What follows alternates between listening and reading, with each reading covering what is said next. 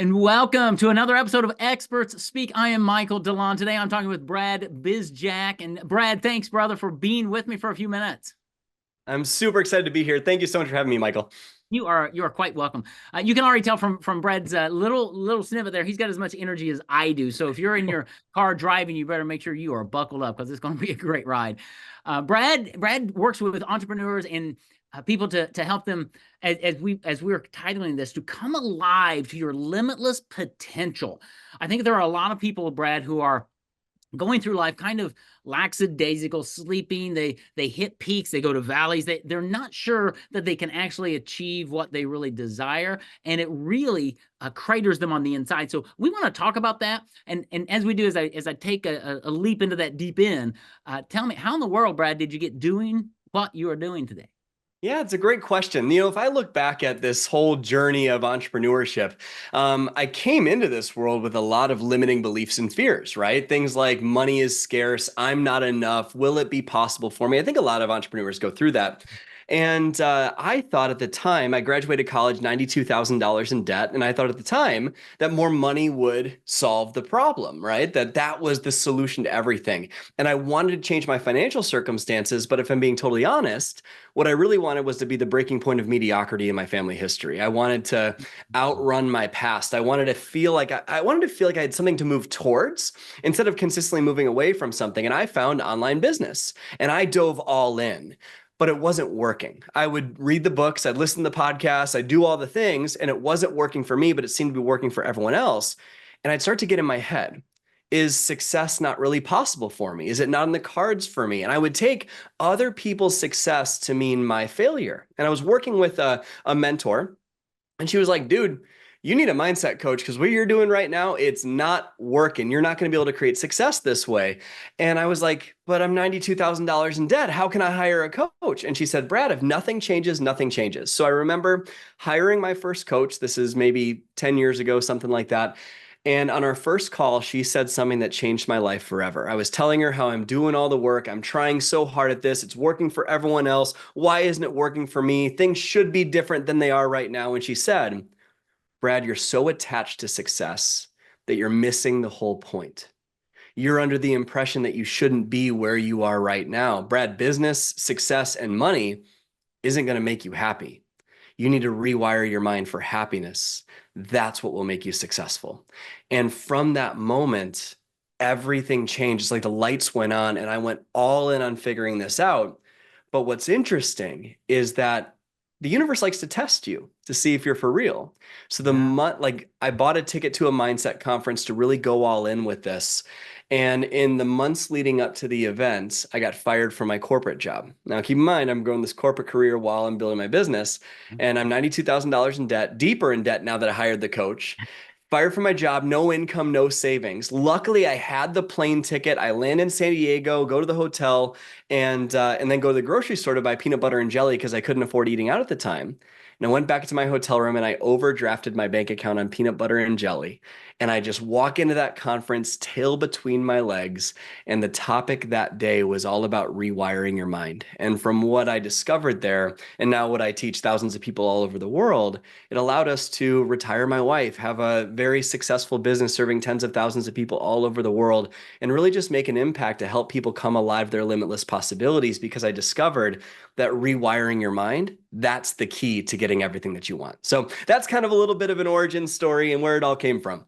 Wow, that is a great story. Thank you for sharing all of that, because man, you got all kinds of nuggets in there. And as you were saying that, right, I saw myself in there. I'm sure my listeners found themselves in different spots, because we've all read the books, right? We've listened to the audios, we watched the YouTube channels, we go to the 5-day challenges, we go to the conferences, and we come out of there going, yeah, okay, yeah. And it lasts for about 6 days, maybe. And then we're back with our tail between our legs going, mediocrity is my life, right? Mhm. I am destined for this. Talk about that, where people are in the ups and downs that they hit, and what is really going on there. Absolutely. So what's really going on is that people are living in survival mode and they're trying to create thrive through the lens of survive. And a lot of times people will experience a pain in their life, and that's why they sign up for the challenge or read the book or buy the course or whatever it is. And there's nothing wrong with that, right? That's a beautiful thing that everyone should do. It'll help them become successful. But when most people experience pain, they start taking action to change it. And once they start getting insights, their heads peeking above the water, they're treading water now, they're surviving. They let off the gas of that and they go back to old patterns and they end up going back down to pain. And then all of a sudden they jolt up again. What I really help people with is help people stay on that track to where you're moving towards thrive, which is a step far above survive. And most people go through life with a default setting of emotions they live with. And this is so important to recognize because the emotional state you live in most often will determine if you do or don't take action. For example, if you're living in anxiety and overwhelm and you sit down to your computer to write an email marketing sequence, you're not going to do that great of a job. But if you're showing up with gratitude and love in your heart and excitement, you're going to do an amazing job. Now, most people are thermometers for their environment, meaning if their environment is in alignment with their expectations, they feel good. If it's not in alignment with their expectations, they feel poor, they feel bad. And so their life is this big up and down, which causes them to go consistently inconsistent. And so what we want to do is raise that default setting of emotions and turn our life from a thermometer of what's going on around us to a thermostat, right? And most people don't realize they have a thermostat set at a certain level. Like they have an emotional state they go back to most often because it's where it's safe, like overwhelm. If my thermostat is set to 65 degrees, and let's say that's overwhelm, right? And my goal is 100 degrees, that's unconditional love and deep appreciation. Well, let's say I'm at 65 and something really bad happens in life. Let's say something tragic happens. My temperature is going to drop down to 20 degrees. Say it's depression, and you'll feel that way. But what happens is the furnace kicks on and it will raise the temperature back up eventually, but only to where your thermostat is set, to overwhelm. And so this is why angry people tend to get angry. Sad people tend to get sad. Guilty people tend to feel guilty. But happy people also tend to feel happy. But the opposite is also true. That let's say your thermostat is set to 65 and something really beautiful in your life happens. You get an opportunity or you learn something or something incredible happens in your life and you're vibing high at 95 degrees. The AC kicks on. It can't be that good. And so we sabotage and drop it right back down to overwhelm. And so your life, what I've learned through my mentors is your life will follow the quality of your emotional state that you live in, the emotions that you go back to practicing the most often because they're safe.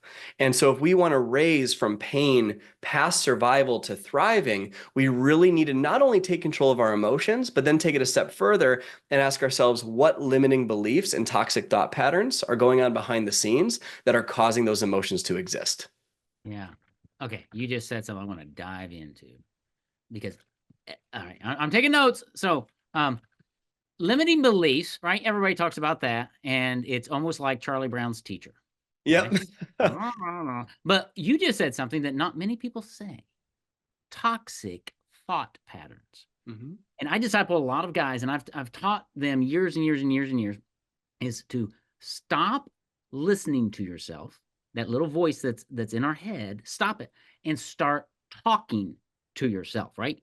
Reprogram. Let's unpack just for a few minutes the toxic thought patterns and as that relates to that thermostat being a 65 to a 50 or whatever.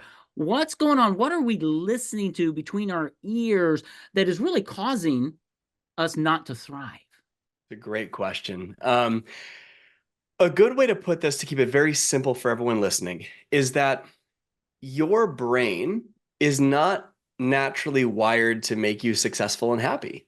Mm-hmm. It's wired to make you survive. Like you touch a stove, a hot stove, what happens? You pull your hand away, right? It's a signal to protect you from threats. Think about it. Millions of years ago, you weren't worried about writing a book or growing a business or anything like that. You were worried about the saber-toothed tiger that was hiding in the bushes that was going to eat your child. That's what you were worried about. And now we equate the same amount of fear to going live on Instagram as we did to a tiger attack. And so at any moment in time, this thing, I'm pointing to my head for those listening, this thing, our brain, is looking for threats. It's looking for what could go wrong until we rewire it until we shift those toxic thought patterns. And so if we go through our life like a limiting belief, a lot of people say, well, I have limiting beliefs holding me back. Well, that and $4 might almost buy you a Starbucks. That's about it. It's not going to get you anywhere to say I have limiting beliefs, right? A limiting belief is just a toxic thought pattern that's been repeated over and over and over again to where it's become a habit, right? A belief is a thought habit. And so if you have a toxic thought pattern of survival, and this manifests in things like perfectionism, which is the lowest standard we can ever set for ourselves because it guarantees pain. Because you either won't start because you don't know how, you'll try not to fail, which makes you tiptoe around the edges of a dream, playing not to lose instead of playing to win, and nothing you do will ever feel like enough, right? That is a form of craving certainty. But here's what's interesting. The more you crave certainty, the less certain you feel. Because to the degree in which you can navigate uncertainty is the degree in which you'll be successful in life, right? And so this survival mechanism is craving certainty. It wants to know it's going to be okay. That's why overwhelm and anxiety are showing up so much, because the brain's going threat, threat, threat, threat, threat, when it's not a threat. Like the literal worst case scenario of going after your dream is that you'll be totally fine. That's literally the worst case scenario, right? So the brain just going threat, threat, threat, and it shows up in thought patterns like, well, what if they judge me? Or what if they think less of me? Or what if I'm rejected? Or what if I overdraft my bank account? Or what if this doesn't work? What if the grass is not greener, right? Or what if I become successful? How will I maintain that? And all of these things, these toxic thought patterns show up, and the more they're repeated, then they become certain. And even if you don't like it, it feels certain, which gives you a sense of safety, right? A funny way of illustrating this is, have you ever gone to a party and you share a story that's exaggerated and to get more laughs or more attention, and you get more laughs or more attention? And so the next time you go back to the party, you share that same story over and over again, this time with more conviction. Next thing you know, it's 5 years into the future, you're sharing this story and you don't even know if it's true or not, right? That's how a belief works. It's formed through toxic thought patterns that come from craving certainty over and over and over again until it becomes a conviction. And we can talk about how to break them if you'd like, but a conviction is just, it's a belief. It's a feeling of certainty of something. And that's all it is. It comes from those toxic thought patterns. Wow. Yeah, let's do this. Well, I don't know how long it's going to take to talk about breaking them. Can you do it in like 3 minutes or less? Yes, definitely. Okay, let's do that. And then I've got some other questions. But yeah, because I think so many times we read the books with, this is what you need to do, but it's not, well, here's how you do it, because it's probably not rocket science, right? How do you break it? Very, very simple. 3 ways to break a belief. Number 1 is having a vision that's more powerful than a belief. If your heart is pulled in a beautiful direction, you will find a way to overcome a challenge. And every single person listening to this has had that happen before, where you decide, I want that, I'm going after that, I'm going to find a freaking way to do it. That's number 1, having a really compelling vision. Number 2 is introducing doubt. Let's say you have a belief that says working harder is the key to success. Well, that might make you feel, well, I don't know if I want success because I'm going to have to sacrifice more time away from the people that I love the most. Why would I want to create that? That's an inner conflict and a limiting belief. Well, let's introduce doubt to that. If working harder were the key to success, then anybody that worked hard would have success. And clearly that's not the case. Plus, don't you know people that aren't working 80 million hours a week that are present with their kids and have a beautiful life? So it's not working harder that's the key to success. It's rewiring your mind, right? Something like that would introduce doubt. And the third most powerful way I learned from my mentor years ago, that one of the greatest ways to change limiting beliefs is to introduce consequence to them. How has this belief hurt you in the past? How is it hurting you now? And what will show up painfully in your life 6 months, 2 years, 5 years from now if you don't change this? And if you introduce all of those components to a toxic thought pattern and you do it in a really consistent way, you'll notice that you start believing something totally different. All right, and that's great. Thank you for that. For those of you listening, pause, rewind about 3 minutes, and re-listen to that. Take notes and apply it. And if you don't, then you need to reach out and have a conversation with Brad. How many? All right, so I'm assuming most business owners, entrepreneurs who want to win big, who want to go to that next level, they have a lot of limiting beliefs, right? So should you like tackle a bunch of things at once, or is it that you tackle one at a time, and after a month you got that one, and then you go to the next one, or is it you boil it down and you say, you know what, you've really got 3 limiting beliefs that are showing up in 28 different ways. What does all that look like? It's a great question. The most important thing that I think people recognize is that limiting beliefs never go away, right? Not saying the limiting belief you had before doesn't go away, but the very act of creating a vision for your life introduces new beliefs you didn't realize you had, right? So this is a never-ending journey. It's constant improvement. You break one belief, you solve that problem, then you reach a certain level of success and introduces a whole new belief that you have to break. So to answer your question, you want to ask yourself, what's the big kahuna? What's the one that's getting in the way of your success the most? It's I have to be perfect. I'm not worthy. Whatever it is, I like to start with the big blockage. And when you break that big blockage, you'll notice that all those other little smaller ones, they more easily fall down because you use the same leverage to break them. So I just start with one. I love that answer. I'm glad you said that because that's how I deal with guys when I disciple them and they're dealing with sin issues or whatever. It's like I'm not going to deal with. I call it spiritual whack-a-mole. You know that game. That's great. And it's like no, I'm going down to the core root because it's just showing up in different. And that's kind of what you just talked about.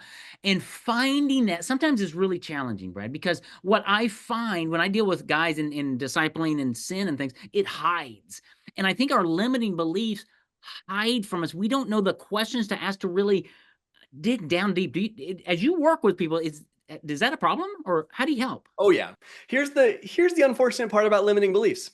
You believe them. that's that's the Hence the name, right? They're not limiting considerations or yeah, exactly. The unfortunate part is you actually believe them. So to you, they feel true. And a great way to illustrate this is the sky blue? Most people would say, yeah, sky's blue. But what about when it's raining? What about at night?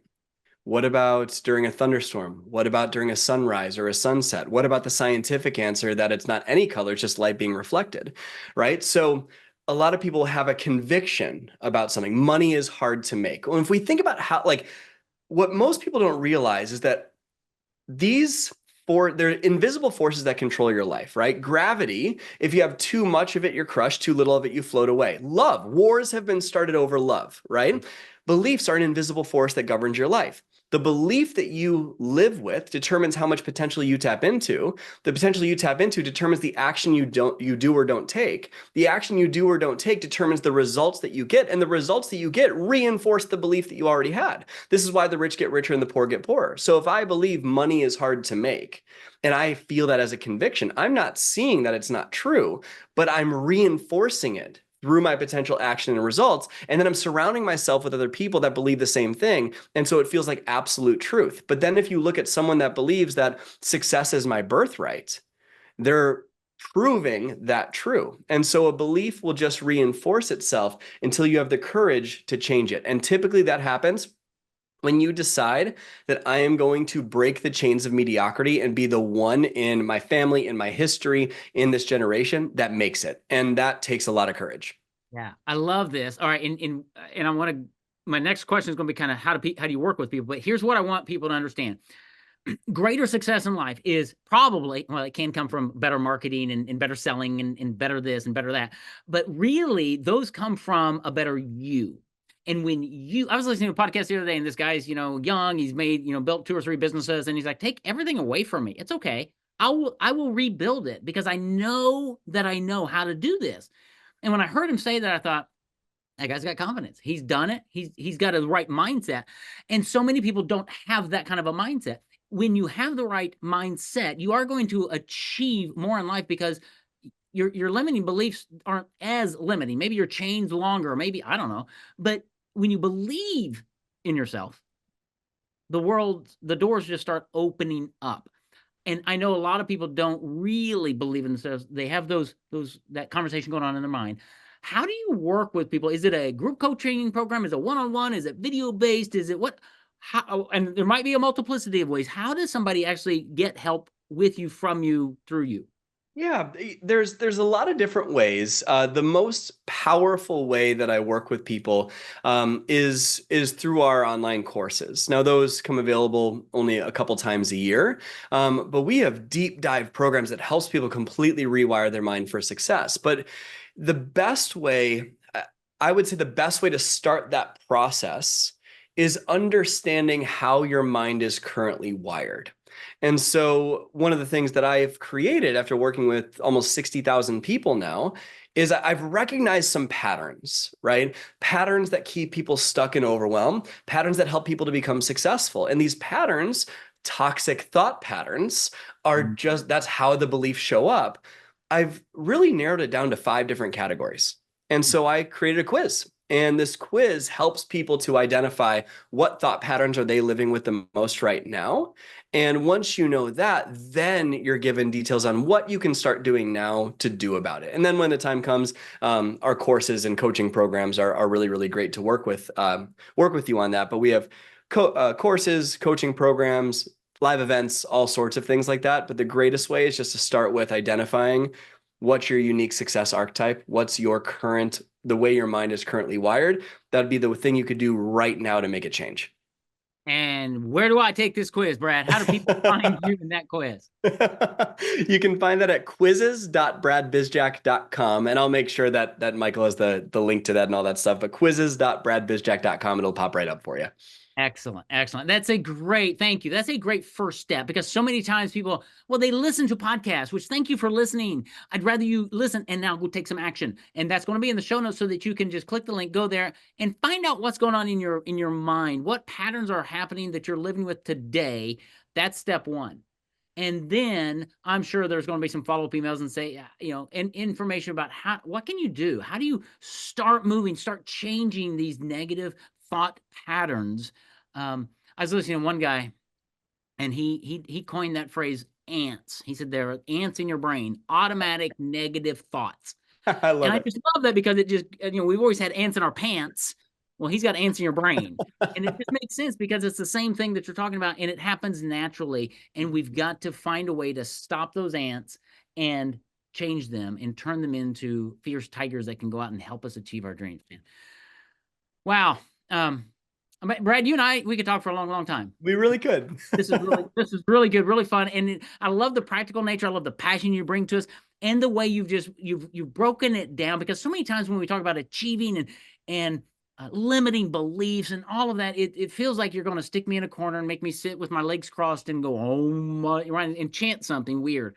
It's not that at all. It's actually, taking every thought in my world, taking every thought captive to Christ, right? Mm-hmm.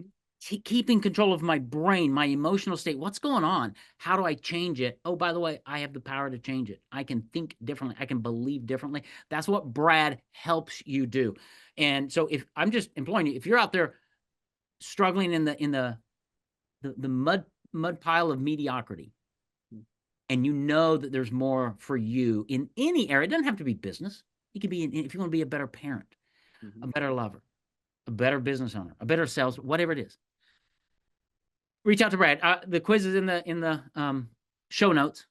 Reach out, take the quiz, follow him, jump into his course, find out how he can help you, because life can be so much better, especially when you live with gratitude and having. You started with that at the very beginning. Thank you for doing that, because that's really where it is. Having, I think it was Ziegler years ago, an attitude of gratitude. As simple as that is, it can really change the game, and that is a thought pattern, right, Brad? Absolutely. All right. So the best place is the quizzes.bradbizjack.com. That's probably the best place for them to start then, right? Yep. There and Instagram. I'm on Instagram just at Brad Bizjack. That's pretty much a good place to start. Excellent. We will make sure those are in the show notes. And brother, thank you for being here. Thanks for doing what you do. Taking your background, figuring it out, and then turning it around to serve many, many people, to help them really have the life that they want, get out of these limiting beliefs, these negative thought patterns, so that they can rewire their mind for happiness and success, so they can come alive to their limitless potential, which is just waiting inside of all of us. So, Brad, thank you. This has been lots of fun. Thank you so much, Michael. Really appreciate the opportunity.